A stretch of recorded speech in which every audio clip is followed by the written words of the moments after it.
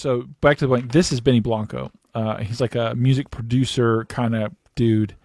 Works with Katy Perry. Works with a lot of those people. He is, I think, he's engaged and/or marrying Selena Gomez.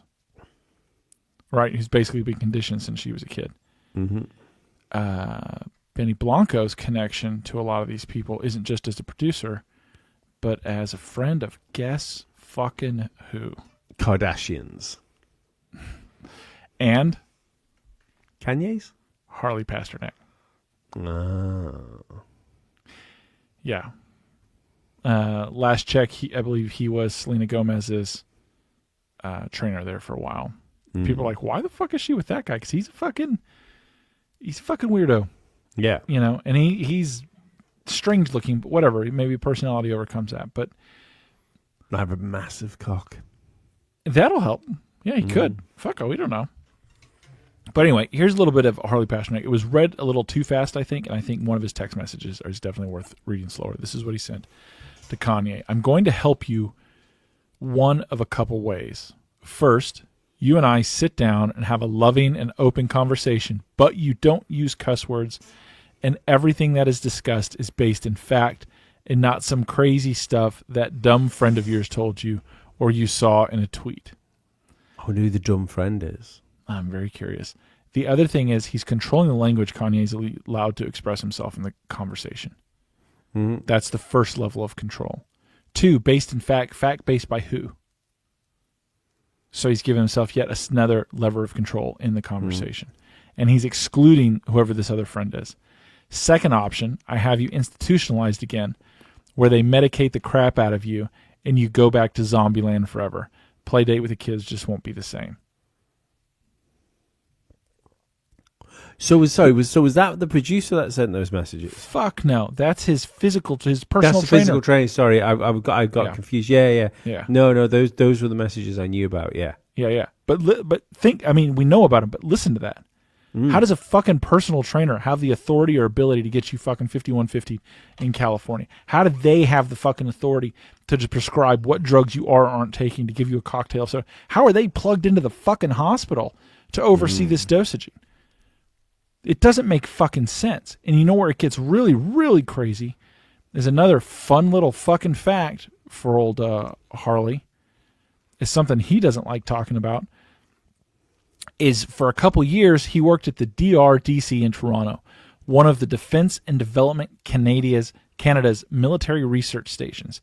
The DRDC is part of the D&D. He worked at their fucking research facilities and development facilities for the fucking drug. Like, he talked about it openly, but here's yet another statement of where they're working on next level drugs and how to utilize drugs in the manipulation and the management of soldiers and people with no regulations or oversight. And now this guy's in Hollywood being a fucking personal trainer. So that's the jump, isn't it? How do you make that? Like, so let's. Obviously, right. It doesn't take much. Like, even the fact we're talking crazy shit, it doesn't take much of a jump to go here now, right? That this guy is a fucking handler. Like, you know, it's the. I don't know what else you can. Like, what other conclusion you can come to. So how do you get that jump? Who was the guy that approached him when he was working for the Canadian military and went, "Hey, have I got the job for you?" So, or is it, do you leave? Did he start? When did he start becoming a personal trainer? After 2003. And did he start becoming a personal trainer immediately with like incredibly right to celebrities? Yes, wealthy celebrities and stuff. Yes. See, I don't understand how that happens, because I get how he could end up with a if he'd been doing it for a while, like say he'd been working in certain gyms, you know, like working in the gyms, and then becomes a personal trainer, maybe a personal trainer for some elite gym in Hollywood, and then decides to go on his own. So he's already got the clientele. He already knows a few of them. You know, it makes sense how you can build that sort of client base up. But to go from where he was straight to that just does not make any sense. Or he was recruited for the purpose he's serving now. Oh yeah, well no, this is the thing. Absolutely, like he's a man that's been put in a position. Yeah, so here's a little bit of his education background. Pasternak graduated from York Mills Collegiate Institute and holds an honors degree in kinesiology from the University of Western Ontario and a master's degree in exercise physiology and nutritional sciences from the University of Toronto. During his time at U of T, Pasternak served as a nutrition and exercise scientist at the Department of National Defense's DCIEM, Defense and Civil Institute for Environmental Medicine, from 2005 to 2007. As a scientist, Harley focused on performance, physiology, nutrition, with a specialty in caffeine and ephedrine. His work was published in the scientific journal Medicine and Sports Sciences and Exercise in June 2003. So I was wrong in that. I'm sorry. So he had to do it sometime after 2007. Right. I was wrong in 2003. I knew I was getting things. Anyway. And in the Canadian Journal of Sports Medicine, Harley also was certified by the American College of Sports Medicine and an IDEA master trainer. Okay, cool. He's good for all the training shit. Notice we're not talking about the shit he was talking about with access to drugs and research and body breaking. And not only that, the department he was in that they're not talking about at all also worked in psychological operations, conditioning, warfare, and trauma. So if you're dealing with trauma, it's to mitigate or, help people with PTSD forget or deal with it, which is essentially brainwashing, right? So that's part of what he did that no one talks about. He's being passed off as a trainer. Unless that's front and he was already working in Black Project type stuff. I'm sure he was. Yeah. I mean, the thing is you recognize people with, psychopathic tendencies. People who have, like, the fucking message he sent, he has no problem wanting to hurt him, right? Yeah. None at all. See, do you know what it makes me wonder, though? Like, that Bruce Jenner cutting off his dick might not have been his choice? Maybe. Maybe he wanted out? But it's that final message he sent, part of that message he sent to Kanye West, which is that playtime with the kids just won't be the same anymore. What can they drug him and make him do?